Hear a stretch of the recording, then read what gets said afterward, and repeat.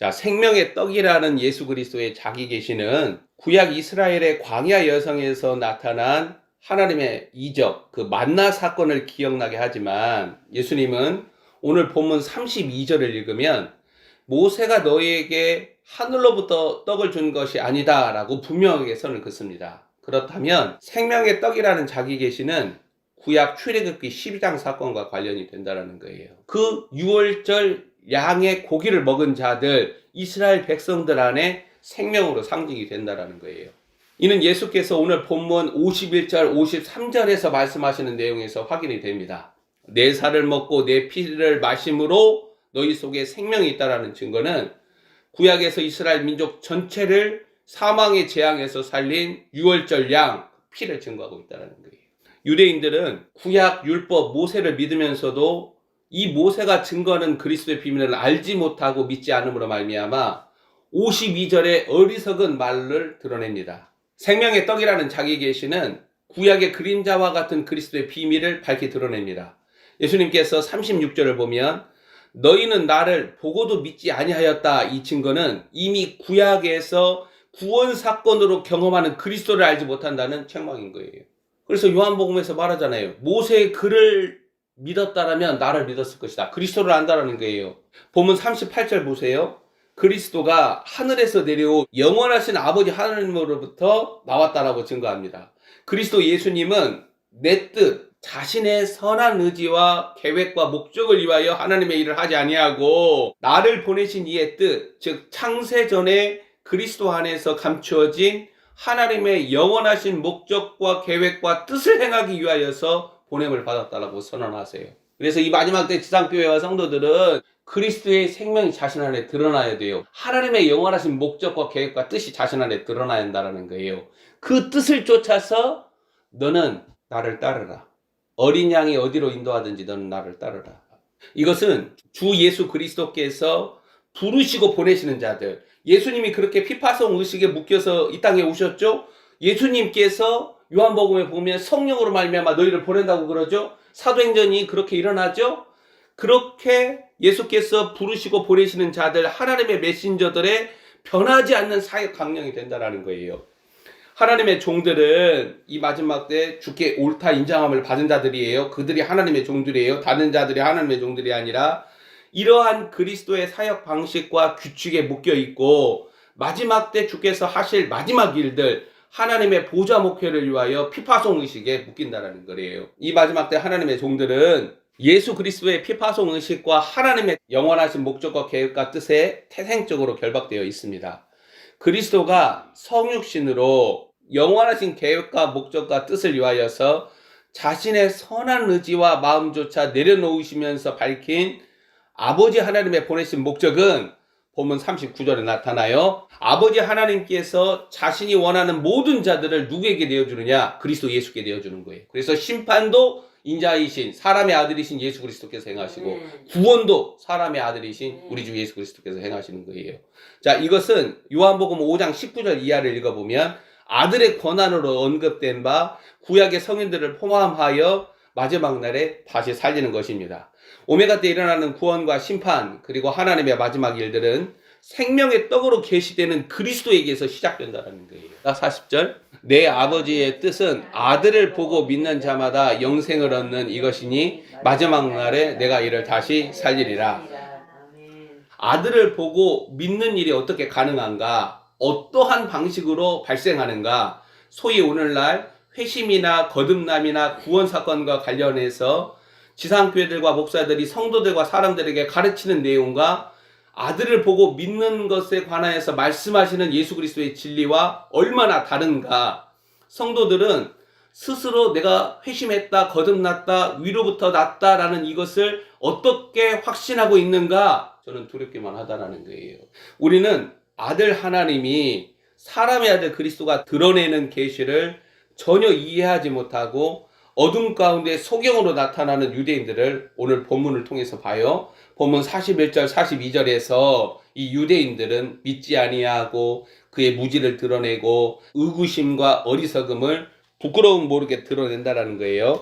마지막 때 기독교 지상교회들이 유통시키는 복음과 다투시는 그리스도를 알지 못하는 성도들과 목사들과 이 유대인들의 모습은 다르지 않다라는 거예요. 창세전에 감추어진 하나님의 비밀 그리스도를 아는 일, 이것을 본문으로 말하면 예수님께서 40절에 말씀하신 아들을 보고 믿는 일은 하나님의 계시로만 가능하다라고 증거하는 바울의 고백에 주의해야 합니다. 그리스도라는 하나님의 비밀을 아는 그 일은 본문 44절에 나타나요. 나를 보내신 아버지께서 이끌지 아니하시면 아무도 내게 올 수 없으니 오는 그를 내가 마지막 날에 다시 살리리라. 갈라디아서 1장 16절에서 사도 바울이 똑같이 얘기를 하는 거예요. 아버지께서 내 속에 그리스도를 나타내셨다. 그건 44절로 아버지 하나님께서 사도 바울을 그리스도께로 이끌었다라는 거예요. 그래서 그리스도께로 올 수 있었다라는 거예요. 그리스도의 비밀이 드러났다라는 거예요. 비록 그 경험이 종교적 체험으로 그 하나님의 영광을 보고 주님의 음성을 듣는 특별한 사건으로 회심이라 거듭남이라 내가 확신하며 간증하더라도 아들을 보고 믿는 일은 남녀노소 누구에게라도 그리스도를 보내신 아버지께서 감추어진 하나님의 비밀 그리스도께로 이끌어야만 가능하다라는 거예요. 마지막 날에 다시 살리심을 받는 자들은 아버지 하나님께서 그리스도라는 비밀을 아는 경험 사건으로 이끄신, 그럼으로써 나사렛 예수 그리스도, 즉 사람의 아들 그리스도가 하나님의 아들이심을 고백하는 자들에게서 분명히 나타나요. 창세전에 감추어진 하나님의 그리스도를 세상에 하나님의 영원하신 뜻을 위하여 보내신 아버지 하나님이 그의 기뻐하시는 뜻대로 그리스도를 아는 일, 이 사건을 누군가에게 발생시킨다라는 거예요. 그걸 회심이라고 말하는 거예요. 그래서 그리스도라는 생명이 내 안에 들어오면 우리의 영과 혼이 갈라져요. 이와 같은 방식으로 나사렛 예수 그리스도를 하나님의 아들로 보고 믿는 일이, 즉 그리스도라는 하나님의 생명이 내 안에 거하는 것을 영생을 얻었다라고 말을 하는 거예요. 그리고 마지막 날에 다시 살아나는 일이 가능하다라는 거예요. 영생이 있다라는 것은 영생이신 그리스도의 생명이 내 안에 실제로 드러났다는 거예요. 다른 복음을 증거하고 하나님의 방식이 아닌 편리주의적인 이해와 수혜자 중심의 뒤틀린 증거를 성도들에게 먹임으로 인하여서 오늘날까지도 어떤 일이 발생했느냐, 생명의 떡을 먹고 마시는 일을 알지 못한다는 거예요. 요한복음에서 예수님은 구약에 나타나는 증거들을 자신이 되울리면서 하나님의 계시를 드러내요. 본문 44절에 나타난 하나님의 방식을 예수님은 45절 말씀을 보면 구약 선지자의 증거로 강화시킵니다. 45절에 선지자의 그들이 다 하나님의 가르치심을 받으리라. 요한복음에서 나사렛 예수 그리스도를 통하여서 발하여지는 하나님의 증거는 구약에서 하나님 아버지께서 이스라엘 백성들에게 말씀하신 증거들이에요. 이사야서에서 얘기를 하잖아요. 내가 주의 이름으로 왔다. 오직 아버지 하나님의 영광, 그 이름의 영광은 누구 위에 있느냐? 나사렛 예수 그리스도 위에만 있는 거예요. 그들이 다 하나님의 가르치심을 받으리라. 어떻게 가르침을 받는가? 요한일서에서 사도 요한이 증거하는 바와 같이 너희 안에 기름 부으심이 너희를 가르치고 인도하신다라는 증거와 연관이 됩니다. 예수님은 아버지께 듣고 배운 사람마다 내게로 온다. 즉 그리스도의 비밀을 알고 그리스도를 믿는다. 그렇게 증거하세요. 47절 말씀 봐보세요. 진실로 진실로 너희에게 이르노니 믿는 자는 영생을 가졌다. 믿는 자는 영생을 가졌다. 무슨 말인가? 그 안에 그리스도가 거하신다라는 증거예요. 그리스도는 창세전에 감춰진 하나님의 비밀이에요. 단순히 종말의 구원을 가져다 오시는 자, 그 의미가 아니라 하나님의 영원하신 목적과 계획과 뜻이라는 거예요. 하나님의 비밀 그리스도가 성도들 안에 확인되는 방식으로 예수께서 증거하시는 하나님의 계시를 아는 자들이 복됩니다. 그러나 본문을 통해 예수께서 거듭 말씀하시는 모습을 보면 유대인들이 이런 하나님의 계시를 알지 못하고 깨닫지 못하고 있음을 고발합니다. 그들은 여전히 수근수근거리며 계시, 빛으로부터 멀리 달아나는 어둠과 같다라는 거예요. 이들의 오해와 그릇됨을 교정하기 위해서 예수님은 중간중간 다시 확인시키세요. 46절에 이는 아버지를 본 자가 있다는 것이 아니다. 왜 그래요? 이들이 이상하게 이해하고 있다는 거예요. 목사로서 신학자로서 공부하고 이해한 것을 그때마다 예수님이 이 46절처럼 확인시켜주면 상관없는데 그렇지 않아요. 왜? 그리스도의 비밀이 드러나지 않으니까. 그래서 자기 우물에 갇히는 거예요. 자기 무지와 어리석음에 갇혀요. 영원하신 하나님 아버지를 보는, 즉 그 하나님을 유일하게 있는 그대로 계시하는 유일한 이가 오직 그리스도 예수님이시라는 거예요. 오직 하나님에게서 온 자만 아버지를 보았다. 무슨 말이냐? 그 영원하신 하나님을 있는 그대로 유일하게 드러낼 자가 너희 안에 생명의 떡 예수 그리스도라는 거예요. 그러니까 그리스도를 알아야 하나님을 알 수 있는 거예요. 그리스도의 생명이 내 안에 풍성하게 자라나야 하나님을 아는 지식에서 자라가요. 다른 방식으로 내가 믿음이 자랐다 해가지고 목사 되고 장로 되고 권사 되고 집사 되고 직분 받고 죽음의 길로 가는 거예요. 죽음의 길로. 사도 요한은 이 그리스도가 영원하신 하나님의 품에서 나오셨다라고 1장에서 증거합니다. 구약에 나타난 사건들을 통해 하나님의 계시를 자세하게 설명하시는 예수 그리스도는 하나님의 교사입니다.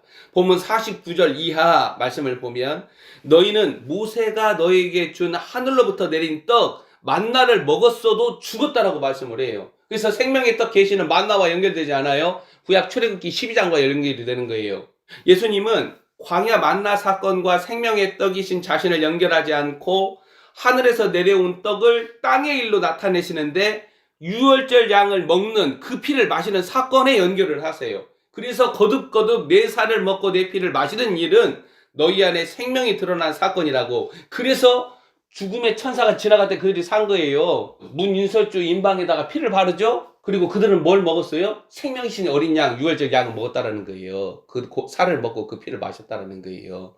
그래서 죽음의 재앙의 천사가 지나간 거예요.